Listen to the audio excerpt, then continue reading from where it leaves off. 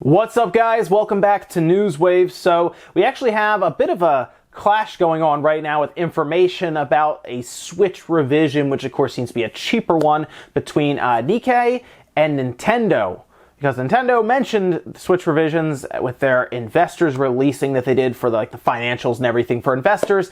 And it sounds like Nintendo might not be on as much on board the rumors as you might think.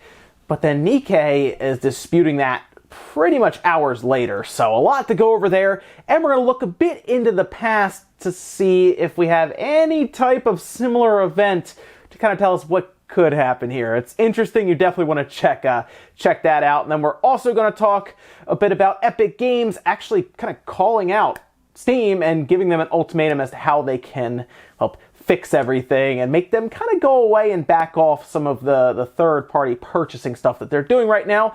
As always, guys, enjoy these videos. Make sure to like button. It does help out. And get subscribed as we do this every single weekday morning, 8 a.m. Eastern Time, to keep you up to date on all of the gaming news. I also want to congratulate Alex Mott for actually winning the Hob Nintendo Switch custom giveaway. It was pretty awesome to see that, thanks to Perfect World Entertainment and Panic Button for that. And congratulations to Alex, as they are sending out a custom Switch to you now along with the game.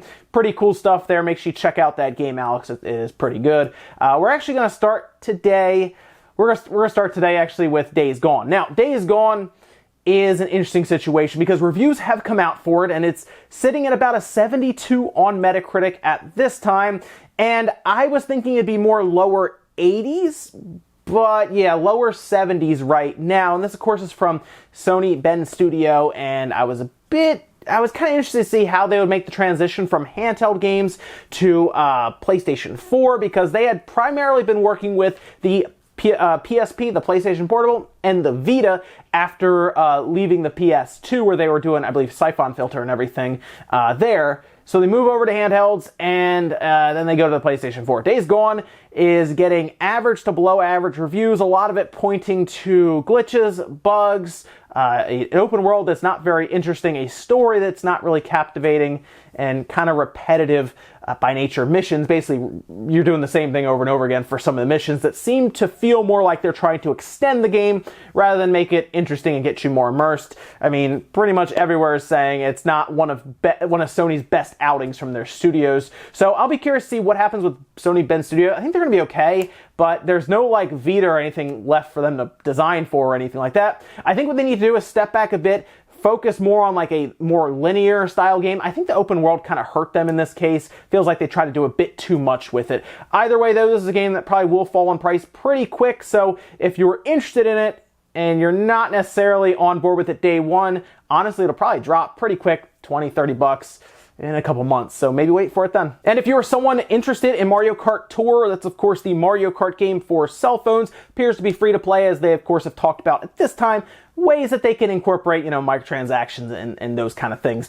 Well, they actually put up a page now where you can sign up to do a closed beta. It appears to only be for Android phones, and I feel like that's mostly because there are so many devices that use Android, whereas Apple, if you're using iOS, you're probably using a set number of devices for that. So most likely they want to see all the devices from different, Android users, just to see what everyone's using and if the game works all right for them. So they actually put up this entire page here that you can go check out for yourself and get signed up. And they currently have the beta test schedule. It's going to be May 22nd, that's a Wednesday, to June 4th would be a Tuesday. And I guess that's when they're going to run it. It'll be in Japan and the US for the supported countries. And hey, kind of neat to see that. It still says coming summer 2019. So either way, it's probably not going to wait too long, as summer generally runs to the end of August, early September. So I'm thinking this will probably launch in late July, early August, most likely. So even if you're on Apple right now, you probably won't have to wait much longer anyway. Oh, and I made mention a little while ago with some speculation about a Switch Mini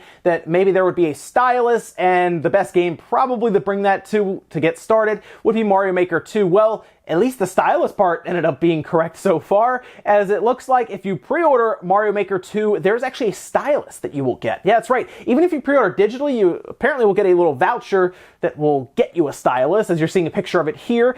As of now, it seems to be confirmed for Europe and Japan, and I assume they'll also confirm it at some point for the US. And it looks like a standard stylus, I guess, for a capacitive screen and everything, with a little nub on the front. and it should work pretty well in Mario Maker 2, and I thought about a Stylus working really well for it, and there you go. We'll just wait to see if there is any type of confirmation outside of Europe and Japan, and if there is a way to purchase one if you, say, get it closer to Christmas time and you don't actually pre-order it now. Hopefully they do make those available, although, I mean, pretty much any stylus for a capacitive screen should work anyway. And guys, some of the quick news out of the way, let's get into the bigger stuff. We're actually going to start today with P5S, which turned out to be Persona 5 Scramble, and that seems to be a warrior-style game. Of course, there was a lot of rumor and speculation about it being a Persona 5 port to the Switch. I kind of thought that Atlus, being a weirder company when it comes to this stuff, P5S was pretty straightforward, and it turned out not to be that. I guessed it would be kind of a fighting game, like an Arita-style fighting game. Turns out it's more of a Warriors game, so I guess I was on the right track for an action-style game. It is coming to the PlayStation 4 and the Nintendo Switch, no confirmed release date at this time, and they showed a full trailer, and while people seemed frustrated by it, it's different, and it's interesting probably for fans of the Dynasty Warrior-style games and the Persona-style games. The only thing is I'm not really a fan of Warrior-style games, so I'm not too interested in this. Like Hyrule Warriors, like the Dynasty Warrior game, not too interested in. So it's pretty cool to see for fans of Persona, as it's more Persona 5, right? It is. And while it's not a Switch port, at this point, it seems like there is something going on there with Sony and Atlus and Sega when it comes to this stuff. But I guess you never know. I'm sure there will still be speculation and rumor about a Persona 5 port like down the line or something. But at this time, if you're a fan of Atlus and you're just a primary Switch owner, I would look towards like Shin Megami that's coming out, right? Shin Megami Tensei that's coming out maybe later on this year, maybe next year, and who knows, maybe in the far future, there will be some sort of mainline Persona game on a Nintendo platform. But at this point, Persona 5 is $20 on the PS4, or you can of course wait for Persona 5 The Royal, which is what most people are probably doing now anyway. And I think Atlus wants to keep that runway pretty much clear for that release this year, towards the end of this year in Japan in 2019, and then of course next year 2020 in the West. So at this point, I guess you can look forward to a interesting mashup with Koei Tecmo in there, obviously, of a Dynasty Warriors style Persona 5 action game. So we'll see how that turns out. But again, not something I'm super interested in. More interested in Persona 5 The Royal when that launches next year. Again, I have to wait so many months between the Japan release and the US release, but that's the one I'm mostly interested in on the PlayStation 4 right now anyway. Next up, let's talk about Epic Games and Steam and Valve, as of course, they've been kind of battling it out. Epic Games has been pretty much doing what they have to do to stay relevant against the juggernaut that is Valve and Steam, and in order to do that, they have made the revenue split 88-12, and they've also waived all Unreal Engine fees to people who sell through their store. And they've also gone out and seemingly picked up third-party games, Borderlands 3 being the most recent example, and they've probably given them some kind of bag of cash or some kind of agreement when it comes to marketing or a way to help them with budget, for example. And they've put them on there exclusively, taken the rights away from Steam, essentially to sell for X amount of months or even a full year of exclusivity on the Epic Store. Well, this is pretty funny because Tim Sweeney took to Twitter to issue essentially an ultimatum for Steam. Check this out. If Steam committed to a permanent 88% revenue share for all developers and publishers without major strings attached, Epic would hastily organize a retreat from exclusives while honoring our partner commitments and consider putting our own games on Steam. Okay, so here's the thing about this. One, I don't actually believe that. So this is really funny. What Tim Sweeney has done here is built himself the high ground so he can step on top of it and then look down on Steam and tell them what they should be doing. And it seems like, obviously, they want to basically appear to be the developers and publishers' friends. They can get more of them over there. But I don't at all believe this would happen. Let's say Steam tomorrow snapped their fingers and said, okay, 88-12, go away, Epic Games Store. I don't think they would. Because that just means that Steam has now become more competitive, which would pretty much in turn mean that Epic Games would have to become more competitive against Steam, which actually tells me that they would probably go after more third-party signings and make them timed exclusives. I don't know why they would retreat. Like, it's war. Like, I don't know why they would retreat from what they're currently doing if the opposition is getting more aggressive and more competitive. Generally, you do the same. So that would be a weird situation for them to say, okay, yeah, cool, we're good. Everyone's getting 88-12. We'll just go away now. We'll just go over here. No, that doesn't make sense to me, but apparently that's the case. You know what? Screenshot that tweet. Everyone should. Because if Valve actually does it, and then there's an announcement after the fact by Epic Games saying we've signed this big, Red Dead Redemption 2 is coming to PC. Well, we've talked to Take-Two, right? Like like 2K and everything like we do with Borderlands. Oh, and it's only on the Epic Games Store for 6 months.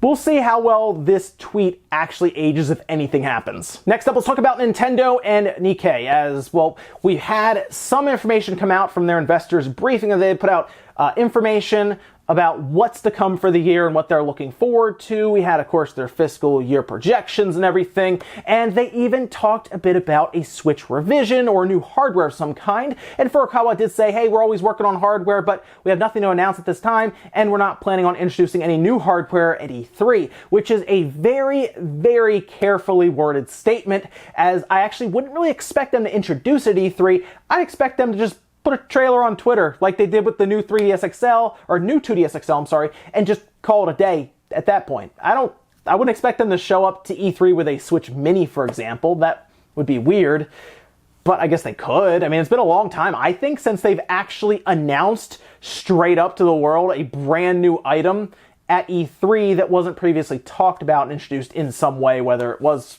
from just a press release or whatnot. So very, very carefully worded statement. Anyway, they put that out there, seemed to crush a lot of hopes and dreams about a Switch Mini, although, again, I think that statement is carefully worded. So what happens at that point? Do the publications just say, okay, yeah, I guess we'll wait? No, apparently Nikkei, they double down and they say, yeah, we're still confident that this is happening this summer. So we had a few different conflicting reports here. Circuit Toto actually even put out a tweet about that, saying, yeah, they're doubling down. They're saying it's still happening. I don't know if sources at this point from the production line that are saying, we're putting these things together right now, so we assume we're selling these. Who knows there? But what's really funny about this situation is I remember an exact same situation. I mean, it is like uncanny how similar this is. So a while back, this was 2012, Nikkei reported on another Nintendo system that was supposed to be getting a revision, and that was the 3DS. They reported that the 3DS XL was real and that it was coming summer of that year. Nintendo said, it's not happening. This was before E3. Nintendo said, no 3DS revisions happening. And at that point, they pretty much just coasted to E3, and then June 22nd, they announced the 3DS XL, and it launches weeks later. Yeah, so are we going to see history repeat itself to where Nikkei has reported that there is a Switch Mini happening, Nintendo goes through E3, nothing, and then a week after E3, they announce it, and then it launches in July? Is that possible? Yeah, I guess it technically is. They could technically announce it ahead of E3, and then talk about it in the Direct, because they're not technically introducing hardware, and then launch it at the end of June. That's all very possible. It's just the interesting situation about this right now is that Nikkei was right last time, and it's all being reported in the exact same way, so it makes you wonder a bit. Look, I wouldn't be surprised if Nintendo, because of the way they always do this, they pretend like something doesn't exist, and then like a week or two later they announce it. So I wouldn't be surprised if either right before E3 or just after E3, there is an announcement of some kind of Switch Mini, because it makes sense, but we'll see. That's all right now speculation and rumor. It's just interesting to see Nikkei and Nintendo kind of clashing like they did back in 2012, just this time with the Switch. Now, our last bit of news, let's quickly talk about Mortal Kombat 11 again, as we saw Ed Boon actually take to Twitter, as you're seeing here, mention that the $6,440 story isn't correct in his own words there, and he decided to use 3 emojis, interestingly enough, 2 crying ones and one with a winking face and his tongue out. They do mention that the majority of Mortal Kombat 11 skins are not for sale. And what this is referring to is there was a story that was making the rounds from Reddit where they decided to bring math into the whole thing, and well, that just ruins everything, obviously. But they bring in math, they decide to figure out how much would it cost for somebody to buy every skin that pops up and you get lucky and they keep, changing out and everything. They came to the determination that it would cost $6,440. However, they did not take into account that not every skin goes up for sale for those little time crystal things, the microtransaction essentially. Not every one is actually for sale. There's only some that you can get through the game, and they unfortunately did not take that into account. They just took the amount of skins, the amount of money and everything, and kind of tried to, at that point, extrapolate from there. But they were correct about one thing, it seems, because it was not mentioned there, and that is the amount of time it seems to take from grinding to get these items, which is about 4,000 hours. That seems to be more of a problem than the whole microtransaction thing, because most people don't mind playing. If you go back to Deadly Alliance, for example, it takes, 40 hours or so, maybe 50 at the most, to unlock the entirety of the crypt when you play through it, whereas here it's now changed to about 4,000 hours to get everything. So that's the biggest problem here, Ed. It's not about really the money for the microtransactions. It's about how much time it takes in-game to get it, because that then in turn pushes a lot of people towards spending money beyond the $6 price point. Your season pass, you're selling Frost in the shop, despite Frost becoming unlocked after the 4th chapter. There's a lot of issues there outside of the $6,440, which ended up being false anyway. But yeah, there were headlines about it, and he decided to dispel it, but not dispel the amount of time and grinding it takes. So yeah, we'll see what their patch does, which appears to mostly be something they can fix server side, as you gotta be online anyway for the crypt and some of the other stuff to work.